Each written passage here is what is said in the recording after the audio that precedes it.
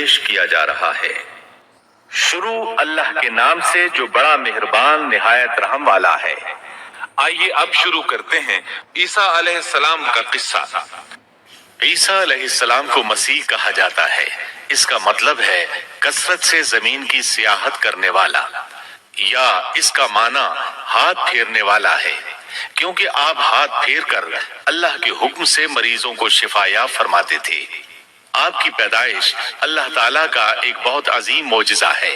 اللہ تعالیٰ سورہ مریم آیات 16 تا 23 میں فرماتے ہیں، اس کتاب میں مریم کا بھی واقعہ بیان کیجیے جبکہ وہ اپنے گھر کے افراد سے الگ ہو کر ایک شرقی مکان میں آئیں اور ان لوگوں کی طرف سے پردہ کر لیا۔ پھر ہم نے اپنی روح کو ان کے پاس بھیجا، بس وہ ان کے سامنے پورا آدمی بن کر ظاہر ہوا۔ یہ کہنے لگیں، میں تجھ سے رحمان کی پناہ مانگتی ہوں اگر تو کچھ بھی اللہ سے ڈرنے والا ہے۔ اس نے جواب دیا کہ میں تو اللہ کا بھیجا ہوا قاصد ہوں، تجھے ایک پاکیزہ لڑکا دینے آیا ہوں۔ کہنے لگیں، بھلا میرے ہاں بچہ کیسے ہو سکتا ہے؟ مجھے تو کسی انسان کا ہاتھ تک نہیں لگا اور نہ میں بدکار ہوں۔ اس نے کہا، بات تو یہی ہے، لیکن تیرے پروردگار کا ارشاد ہے کہ وہ مجھ پر بہت ہی آسان ہے، ہم تو اسے لوگوں کے لیے ایک نشانی بنا دیں گے اور اپنی خاص رحمت۔ یہ تو ایک طے شدہ بات ہے۔ بس وہ حمل سے ہو گئیں اور اسی وجہ سے وہ یکسو ہو کر ایک دور کی جگہ چلی گئیں۔ پھر درد ذہ اسے ایک کھجور کے تنے کے نیچے لے آیا اور بے ساختہ زبان سے نکل گیا کہ کاش میں اس سے پہلے ہی مر گئی ہوتی اور لوگوں کی یاد سے بھی بھولی بسری ہو جاتی۔ سیدہ مریم بہت عبادت گزار تھی۔ انہوں نے اپنے اور لوگوں کے درمیان آڑ بنا لی تھی۔ انہیں کھانا بھی پردے کے پیچھے سے پکڑایا جاتا۔ اللہ تعالیٰ کی طرف سے بھی انہیں خاص رزق مل رہا تھا۔ اس حالت میں جبریل علیہ السلام ان کے پاس آئے۔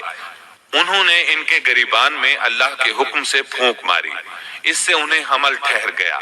ولادت کا وقت آیا تو آپ لوگوں سے بہت دور یعنی بیت اللحم چلی گئیں۔ وہیں انہیں درد ذہ شروع ہوا۔ تب کہنے لگی، کاش میں اس سے پہلے مر جاتی۔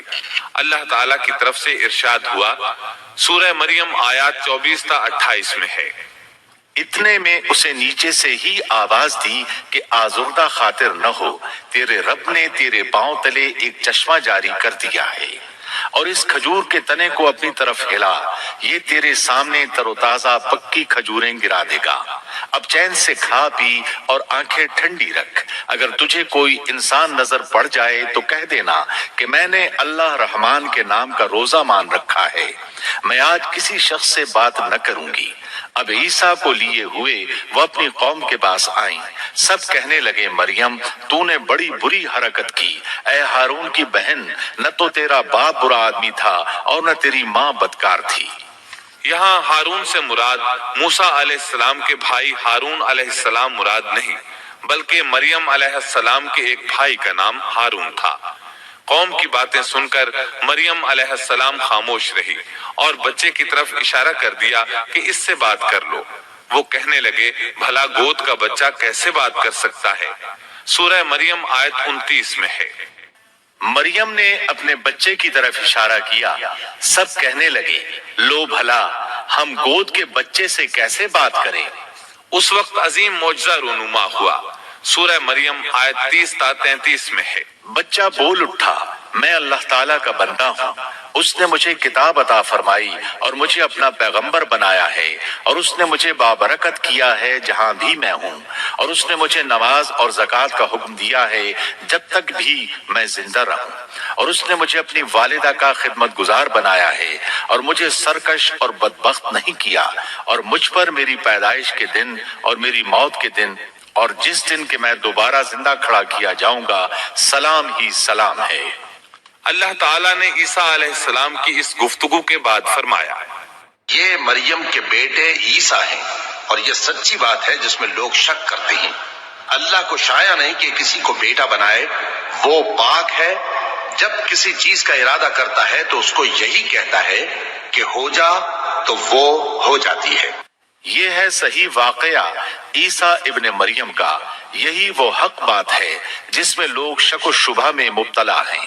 اللہ کے لیے اولاد کا ہونا لائق نہیں، وہ تو بالکل پاک ذات ہے۔ وہ تو جب کسی کام کے سر انجام دینے کا ارادہ کرتا ہے تو اسے کہہ دیتا ہے کہ ہو جا، وہ اسی وقت ہو جاتا ہے۔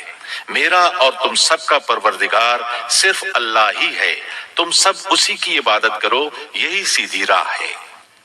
اس طرح عیسیٰ علیہ السلام کی ولادت بغیر باپ کی ہوئی۔ اس معجزے کے بعد کئی فرقے گمراہ ہوئے اور کہا کہ مریم اللہ تعالیٰ کی بیوی ہے۔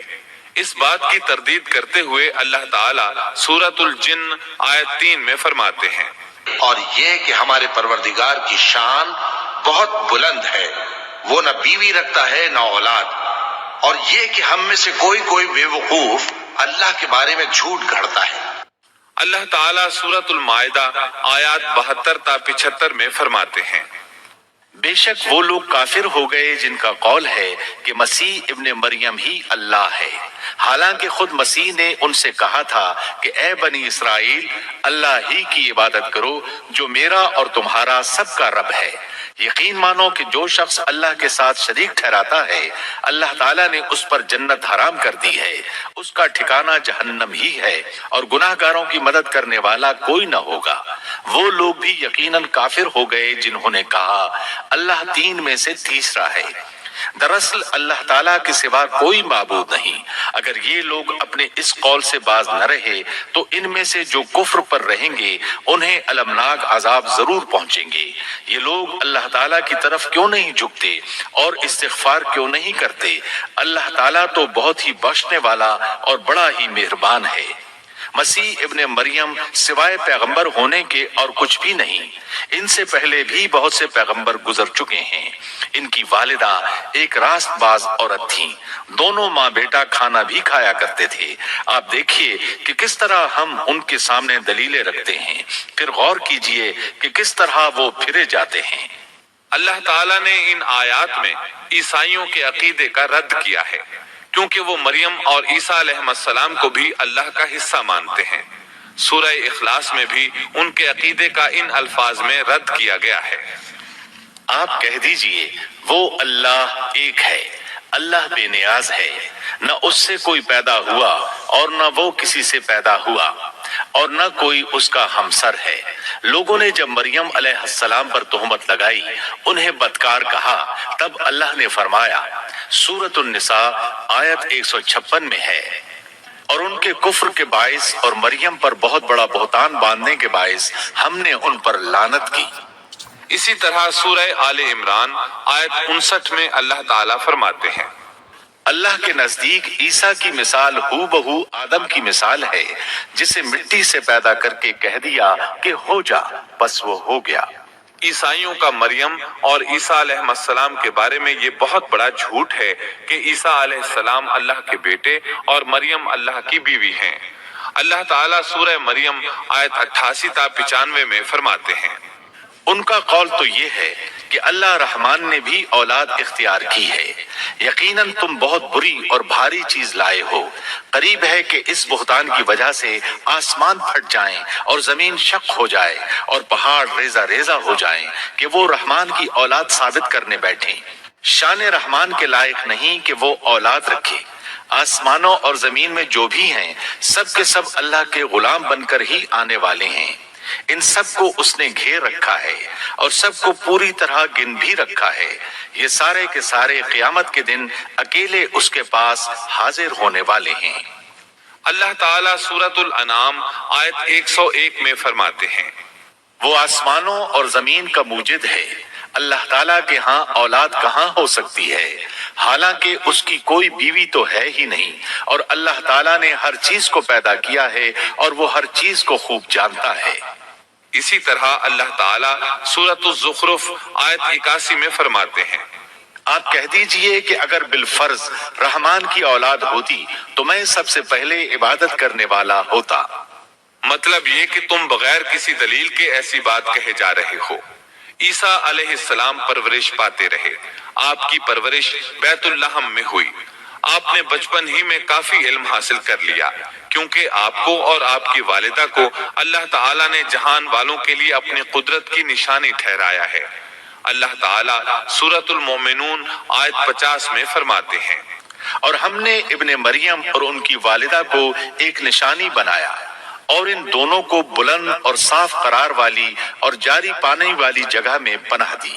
علماء کہتے ہیں کہ مریم علیہ السلام بیت اللحم سے بیت المقدس کی طرف منتقل ہو گئیں۔ بیت المقدس کے پاس ایک اونچی جگہ تھی، اس میں پانی کا چشمہ بھی تھا اور پھل بھی تھے۔ عیسیٰ علیہ السلام بڑے ہو گئے، ان میں علم و حکمت اور اصلاح کی علامات واضح ہو رہی تھی، لیکن ابھی تک آپ کو نبوت نہیں ملی تھی، یہاں تک کہ آپ کی عمر 30 سال ہو گئی۔ تب اللہ تعالیٰ نے آپ کو انجیل عطا فرمائی۔ اس کے بعد آپ نے اللہ کے رسول کی حیثیت سے دین کی دعوت شروع کی۔ اللہ تعالیٰ سورۃ المائدہ آیت 46 میں فرماتے ہیں، اور ہم نے ان کے پیچھے عیسیٰ ابن مریم کو بھیجا جو اپنے سے پہلے کی کتاب تورات کی تصدیق کرنے والے تھے، اور ہم نے انہیں انجیل عطا فرمائی جس میں نور اور ہدایت تھی، اور وہ اپنے سے پہلے کی کتاب تورات کی تصدیق کرتی تھی اور پرہیزگار لوگوں کے لیے سراسر ہدایت اور نصیحت تھی۔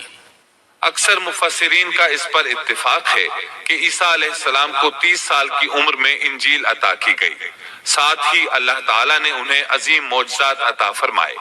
سورہ آل عمران آیت 48 اور 49 میں اللہ تعالیٰ فرماتے ہیں، اور اللہ اسے لکھنا اور حکمت اور تورات اور انجیل سکھلائے گا، اور وہ بنی اسرائیل کی طرف رسول ہوگا کہ میں تمہارے پاس تمہارے رب کی نشانی لایا ہوں۔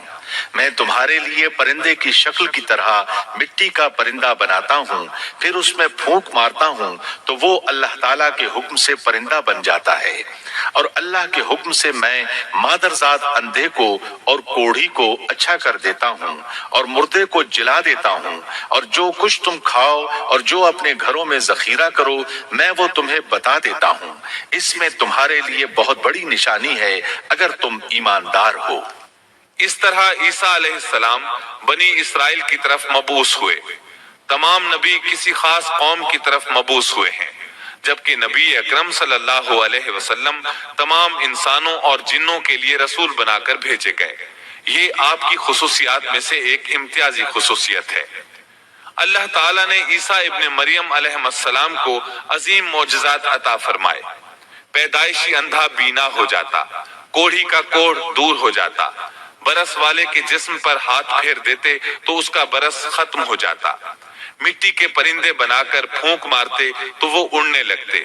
لیکن سب سے بڑا معجزہ اللہ تعالیٰ نے آپ کو یہ عطا فرمایا کہ آپ نے اللہ کے حکم سے مردوں کو زندہ کیا۔ سورہ آل عمران آیت 50 اور 51 میں ہے، اور میں تورات کی تصدیق کرنے والا ہوں جو مجھ سے پہلے ہے، اور میں اس لیے آیا ہوں کہ تم پر بعض وہ چیزیں حلال کر دوں جو تم پر حرام کر دی گئی ہیں، اور میں تمہارے پاس تمہارے رب کی نشانیاں لایا ہوں، اس لیے تم اللہ سے ڈرو اور میری فرمانبرداری کرو۔ یقین مانو کہ میرا اور تمہارا رب اللہ ہی ہے، تم سب اسی کی عبادت کرو، یہی سیدھی راہ ہے۔ لوگوں نے تمام نشانیاں دیکھی لیکن پھر بھی کفر پر ڈٹے رہے، عیسیٰ علیہ السلام کی تکذیب کرتے رہے۔ اللہ تعالیٰ سورہ آل عمران آیت 52 میں فرماتے ہیں، مگر جب عیسیٰ نے ان کا کفر محسوس کر لیا تو کہنے لگے اللہ کی راہ میں میری مدد کرنے والا کون ہے؟ حواریوں نے جواب دیا کہ ہم اللہ کی راہ کے مددگار ہیں، ہم اللہ پر ایمان لائے اور آپ گواہ رہیے کہ ہم تابعدار ہیں۔ سورۃ الصف میں اللہ تعالیٰ عیسیٰ علیہ السلام کی زبانی فرماتے ہیں کہ انہوں نے ایمانداروں کو مخاطب کر کے کہا، اے ایمان والو تم اللہ کے مددگار بن جاؤ، جس طرح مریم کے بیٹے عیسیٰ نے حواریوں سے فرمایا کہ کون ہے جو اللہ کی راہ میں میرا مددگار بنے؟ حواریوں نے کہا ہم اللہ کی راہ میں مددگار ہیں۔ پس بنی اسرائیل میں سے ایک جماعت تو ایمان لے آئی اور ایک جماعت نے کفر کیا، تو ہم نے مومنوں کی ان کے دشمنوں کے مقابلے میں مدد فرمائی، پس وہ غالب آ گئے۔ اس کے بعد اللہ تعالیٰ نے دین عیسوی کو یہودیوں کے مذہب پر غالب کر دیا۔ جب لوگوں نے کفر کیا اس وقت صرف حواری آپ پر ایمان لائے تھے، ان کی تعداد صرف 12 تھی۔ بعد میں دین عیسوی کو اللہ تعالیٰ نے مکمل طور پر غلبہ عطا فرمایا۔ حواری ایمان ضرور لائے تھے لیکن ان میں کسی قدر تردد تھا۔ اللہ تعالیٰ سورۃ المائدہ آیت 111 تا 115 میں فرماتے ہیں، اور جب میں نے حواریوں کو حکم دیا کہ تم مجھ پر اور میرے رسول پر ایمان لاؤ، انہوں نے کہا ہم ایمان لائے اور آپ گواہ رہیے کہ ہم پورے فرمانبردار ہیں۔ وہ وقت یاد کے قابل ہے جبکہ حواریوں نے عرض کیا، اے عیسیٰ ابن مریم، کیا آپ کا رب ایسا کر سکتا ہے کہ ہم پر آسمان سے ایک خوان نازل فرما دے؟ آپ نے فرمایا کہ اللہ سے ڈرو اگر تم ایماندار ہو۔ وہ بولے کہ ہم یہ چاہتے ہیں کہ اس میں سے کھائیں اور ہمارے دلوں کو پورا اطمینان ہو جائے اور ہمارا یہ یقین اور بڑھ جائے کہ آپ نے ہم سے سچ بولا ہے اور ہم گواہی دینے والوں میں سے ہو جائیں۔ عیسیٰ ابن مریم نے دعا کی کہ اے اللہ، اے ہمارے پروردگار، ہم پر آسمان سے کھانا نازل فرما کہ وہ ہمارے لیے یعنی ہم میں جو اول ہیں اور جو بعد ہیں سب کے لیے ایک خوشی کی بات ہو جائے اور تیری طرف سے ایک نشان ہو جائے، اور تو ہم کو رزق عطا فرما دے اور تو سب عطا کرنے والوں سے اچھا ہے۔ حق تعالیٰ نے ارشاد فرمایا کہ میں وہ کھانا تم لوگوں پر نازل کرنے والا ہوں، پھر جو شخص تم میں سے اس کے بعد کفر کرے گا تو میں اس کو ایسی سزا دوں گا کہ وہ سزا دنیا جہان والوں میں سے کسی کو نہ دوں گا۔ اور یہ اللہ تعالیٰ کی سنت ہے کہ جب منہ مانگا معجزہ آ جائے اور اس کے بعد بھی لوگ کفر کریں تو وہ تمام لوگ ہلاک کر دیے جاتے ہیں۔ آخر کار وہ کھانا اترنے لگا، انہوں نے اس کھانے کو کھایا اور ایمان پر قائم رہے، البتہ ان میں سے ایک نے خیانت کی، اس کا ذکر آگے آئے گا۔ ان مسلسل معجزات کا لوگوں میں چرچا ہونے لگا۔ یہودی عالموں اور بادشاہوں کو اس بات کی فکر ستا رہی تھی کہ لوگ ان کی پیروی چھوڑ کر عیسیٰ ابن مریم علیہ السلام کے پیروکار بن رہے ہیں، گویا ان کی حکومت ڈگمگا رہی تھی، دنیاوی بادشاہت بھی ہاتھ سے نکل رہی تھی اور دینی امور کی قیادت سے بھی ہاتھ دھونے پڑ رہے تھے۔ یہ صورتحال دیکھ کر یہودی عالم یہودی بادشاہ کے پاس گئے، اسے عیسیٰ علیہ السلام کے بارے میں خوف زدہ کرنے لگے، کہنے لگے وہ خود کو یہود کا بادشاہ خیال کرتا ہے اور دعویٰ کر رہا ہے کہ جلد تم سے بادشاہت چھین لے گا۔ بادشاہ کو اپنی حکومت کی پڑ گئی، اس نے حکم دیا اسے سولی پر چڑھا دو۔ اس وقت سزا کا یہی طریقہ تھا، آدمی کو قتل نہیں کرتے تھے، سولی پر لٹکا دیا کرتے تھے، ہاتھوں پیروں میں کیل ٹھونک دیے جاتے تھے، اسی حالت میں لٹکا ہوا وہ ختم ہو جاتا تھا۔ اس طرح یہودیوں نے عیسیٰ علیہ السلام کے قتل کا پروگرام بنایا۔ یہ آپ کے رسول بننے کے 3 سال بعد کی بات ہے۔ انجیل متی کے مطابق یہودیوں نے جس شخص کو عیسیٰ علیہ السلام کے خلاف ابھارا تھا وہ روم کا گورنر تھا، اس کا نام پونتس پیلاطس تھا۔ اس نے اپنے سپاہیوں سے مل کر عیسیٰ علیہ السلام کو گرفتار کرنے کی سازش تیار کی اور عیسیٰ علیہ السلام کے ایک شاگرد یہودا اسکریوتی کو 30 دینار پر جاسوسی کے لیے تیار کر لیا۔ ان دنوں عیسیٰ علیہ السلام مذہبی تہوار فصح منانے بیت المقدس آئے ہوئے تھے۔ یہاں عیسیٰ علیہ السلام نے کھانا کھایا اور اپنے 11 شاگردوں سمیت شہر سے باہر گتسمنی نامی ایک جگہ پر رات گزارنے کے لیے تشریف لے گئے۔ پھر اپنے شاگردوں سے الگ ہو کر اللہ سے یوں دعا کی، اے میرے اللہ، اگر ہو سکے تو یہ پیالہ یعنی موت مجھ سے ٹل جائے۔ اس کے جواب میں تسلی نازل ہوئی۔ علماء کا اس بات پر اتفاق ہے کہ جب یہودی عیسیٰ علیہ السلام کے شاگرد یہودا اسکریوتی کی رہنمائی پر وہاں پہنچے جہاں عیسیٰ علیہ السلام اور ان کے شاگرد تھے تو ان لوگوں نے عیسیٰ علیہ السلام اور ان کے حواریوں کا محاصرہ کر لیا۔ عین اسی وقت اللہ تعالیٰ نے عیسیٰ علیہ السلام کو آسمان پر اٹھا لیا اور مخبری کرنے والے عیسیٰ علیہ السلام کے شاگرد یہودا پر عیسیٰ علیہ السلام کی مشابہت ڈال دی گئی۔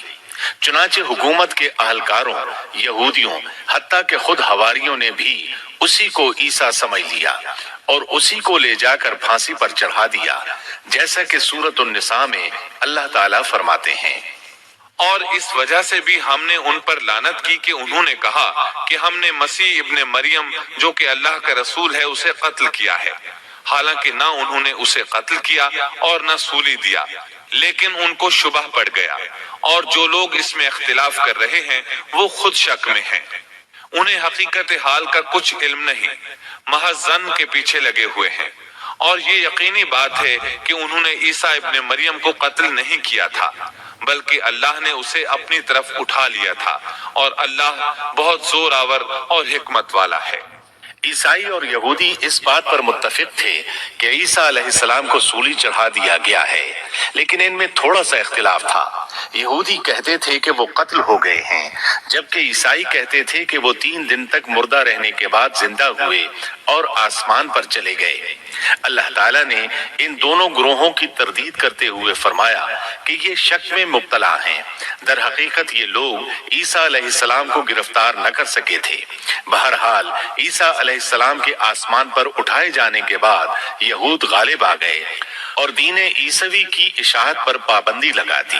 البتہ خفیہ طور پر لوگ اس دین سے آگاہی حاصل کرتے رہے اور یہ سلسلہ 240 سال تک یوں ہی چلتا رہا، یہاں تک کہ ایک بادشاہ نے عیسائی مذہب قبول کر لیا۔ وہ ملک روم کا بڑا بادشاہ تھا۔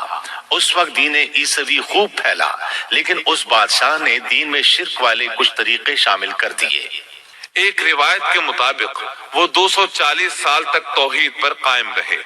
یہ بادشاہ قسطنطنیہ پہنچا، وہاں عیسوی مذہب کو اپنے اقوال کے ساتھ زندہ کرنا چاہا۔ اس بادشاہ نے علماء، درویشوں اور پادریوں کو منتخب کیا۔ اس وقت ظاہری اور واضح کفر کے دروازے کھل گئے۔ پھر عیسائیوں کے 3 فرقے بن گئے۔ ایک کہنے لگا ہمارے درمیان اللہ نے اپنی مرضی کے مطابق کچھ عرصہ قیام کیا، پھر آسمان پر چلا گیا۔ ان لوگوں کو یعقوبیہ کہتے ہیں۔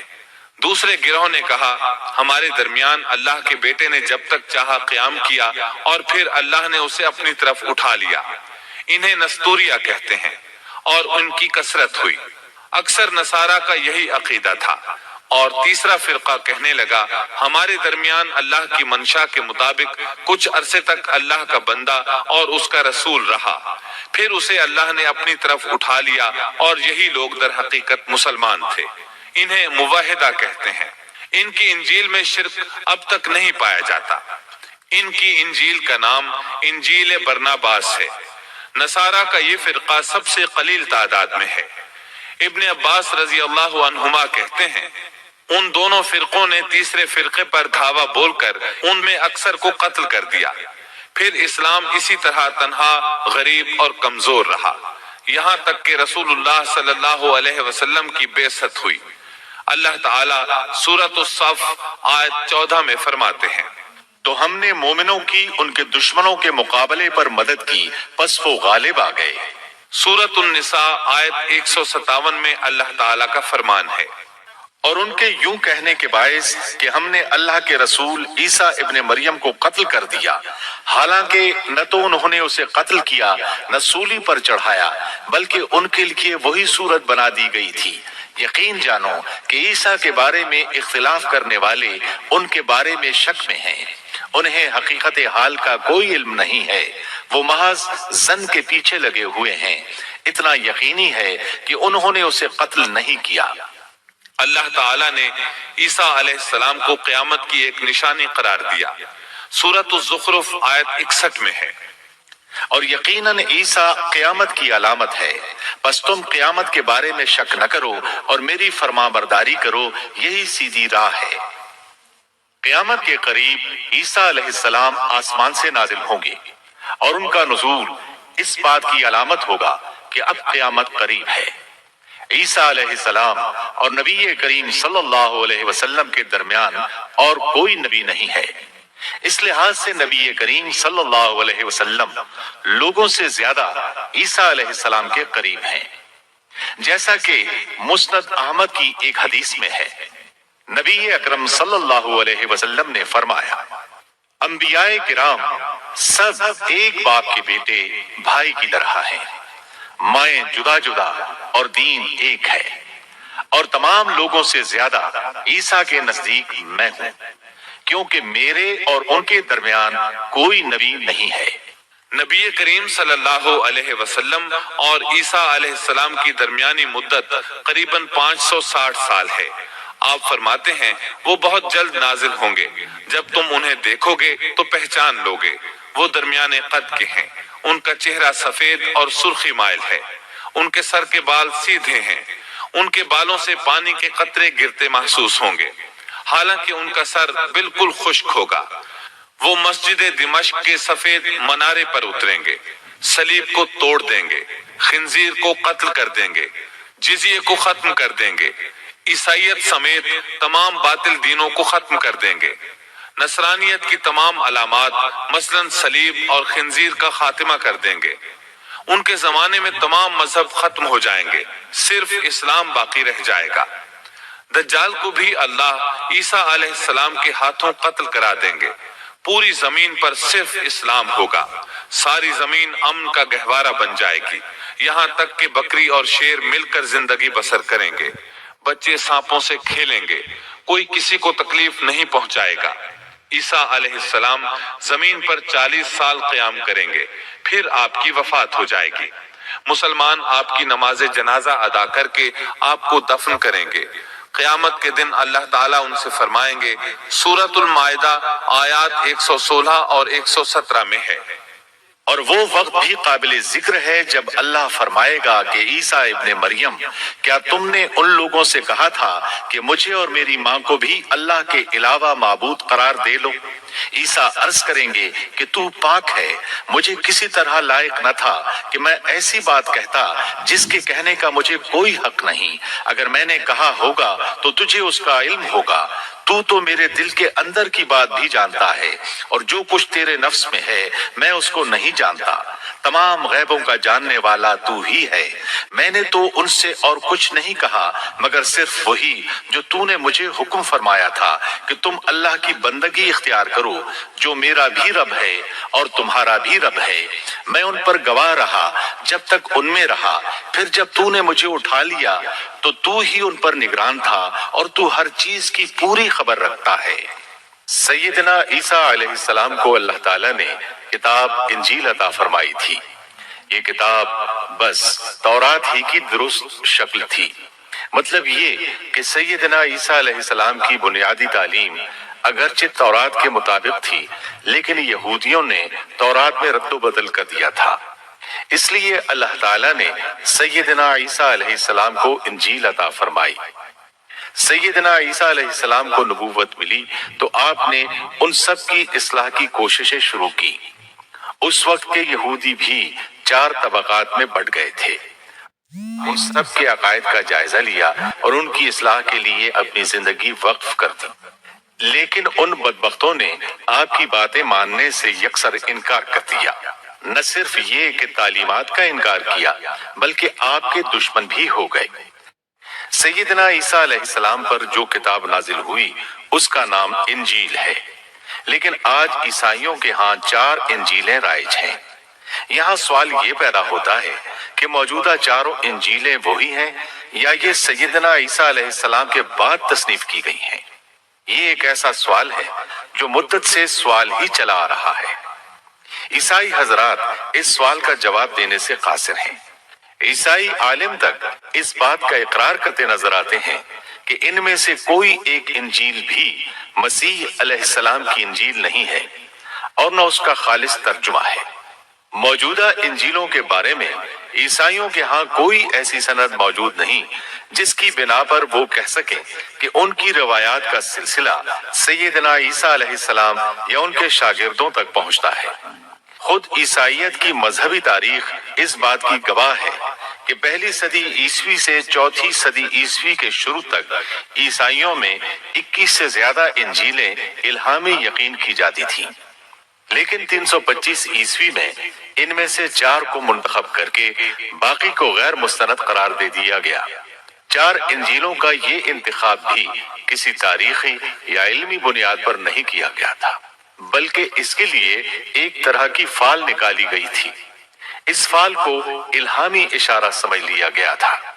ان 4 انجیلوں میں متی کی انجیل سب سے قدیم گنی جاتی ہے۔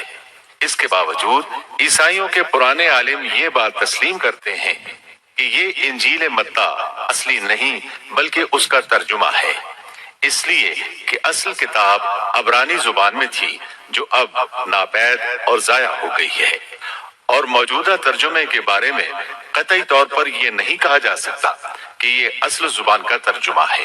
जबकि मुतरजिम का नाम तक मालूम नहीं और न ये पता है कि तर्जुमा हुआ के जमाने में था। दूसरी इंजील मरकुस की इंजील है। इसके बारे में मशहूर ईसाई आलिम पतरस गोमाग अपनी किताब में मरकुस के सवाने हयात पर लिखता है कि ये नस्लन यहूदी था और ईसा अलैहिस्सलाम के हवारी पतरस का शागिर्द था। जब रूमियों ने ईसाइयत इख्तियार कर ली तो उसने उनके मुतालबे पर ये इंजील तसनीफ की। वो सन 68 ईस्वी में सिकंदरिया के कैद खाने में बुत परस्तों के हाथों कत्ल हुआ। तीसरी इंजील लूका की इंजील है। ईसाई आलिमों में मत्ता की इंजील के बारे में जितने इख्तिलाफात हैं उनसे ज्यादा लूकाई इंजील में मौजूद हैं। खुद लूका ने अपनी इंजील के बारे में लिखा है कि ये इंजील उसने शाह फैलस के साथ खतो किताबत की बुनियाद पर लिखी है। वो उसे मुखातिब करके लिखता है कि सच की बातें जिन लोगों ने कानों से सुनी थी उन्होंने हम तक जिस तरह पहुंचाई हैं उनको बहुत से लोग हमसे नकल कर रहे हैं। इसलिए मैं जरूरी समझता हूं कि उनको खुद ही सही तरीके पर कर दूं ताकि तुम्हें सही हकीकत मालूम हो जाए। इससे साफ मालूम होता है कि लूका ने सैयदना मसीह अलैहिस्सलाम का जमाना नहीं पाया। इसके साथ ईसाई आलिम ये भी बयान करते हैं कि लूका की इंजील मरकुस की इंजील के बाद वजूद में आई और पतरस और पौलोस के मरने के बाद तसनीफ की गई है। दरअसल लूका अंताकिया शहर में तिब का पेशा करता था। उसने ईसा अलैहिस्सलाम को नहीं देखा और ईसाइयत को सेंट पाल यानी पौलोस से सीखा और सेंट पाल के बारे में ये बात तहकीक को पहुंच चुकी है कि वो दरअसल मुतासिब यहूदी था। ईसाइयत का बदतरीन दुश्मन ख्याल किया जाता था। वो ईसाइयों के खिलाफ अपनी जिदोजहद जारी रखे हुए था। मगर जब उसने देखा कि उसकी तमाम तर मुखालफतों और रुकावटों के बावजूद ईसाइयत तरक्की करती जा रही है और रोके नहीं रुक रही, तो उसने मकरो फरेब से काम लिया और अचानक ऐलान किया कि मुझसे एक अजीब मोजिजा सरजद हुआ है। मैं सेहत की हालत में था कि मैं एकदम जमीन पर गिरा जैसे कोई किसी को कुश्ती में पछाड़ देता है और इसी हालत में मसीह अलैहिस्सलाम ने मुझे छुआ और सख्त अल्फाज में कहा कि खबरदार, आइंदा हरगिज मेरे पैरोकारों के खिलाफ कोई कदम न उठाना। बस मैं उसी वक्त मसीह अलैहिस्सलाम पर ईमान ले आया और मसीह के हुक्म से मसीही दुनिया की खिदमत के लिए मामूर हो गया हूँ। मसीह ने मुझसे कहा है कि मैं लोगों को मसीह की इंजील की बशारत सुना दूं और उसकी पैरवी की तरगीब दूं। इस तरह उसने आहिस्ता आहिस्ता कलीसा पर ऐसा कब्जा किया कि दीन ईसवी की असल सदाकतों को मिटाकर उसे बिदअतों और रसूमात का मजमुआ बना डाला और पूरी मसीहियत को बुत परस्ती में तब्दील कर दिया। आज जो ईसाइयत कायम है वो उसी पौलोस की ईजाद करदा मसीहियत है। लिहाजा इसके बाद कौन दावा कर सकता है कि उसके शागिर्द लूका की इंजील इल्हामी इंजील है। चौथी इंजील यूहन्ना की इंजील है। इसके बारे में ईसाइयों का आम अकीदा है कि ये सैयदना ईसा अलैहिस्सलाम के महबूब शागिर्द यूहन्ना ज़ब्दी की तालीफ है। यूहन्ना ईसा अलैहिस्सलाम के 12 हवारियों में से एक था। यूहन्ना की इंजील को उनकी इंजील कहा जाता है, लेकिन खुद ईसाई आलिमों का ये दावा है कि यूहन्ना की इंजील खुद यूहन्ना की तसनीफ करदा नहीं है। ये था इन इंजीलों का तारुफ। इससे इनकी हकीकत वाज़ेह हो जाती है। ईसा अलैहिस्सलाम अल्लाह के नबी, रसूल और पैगंबर हैं। उनके बाद सिवाय नबी करीम सल्लल्लाहु अलैहि वसल्लम के कोई नबी नहीं आया। नबी करीम सल्लल्लाहु अलैहि वसल्लम अफजलुन नबीयीन हैं, अफजलुल मुरसलीन और खातमुन नबीयीन हैं। आप पर और तमाम अंबियाए किराम पर अल्लाह ताला की रहमतें नाजिल हों। आमीन।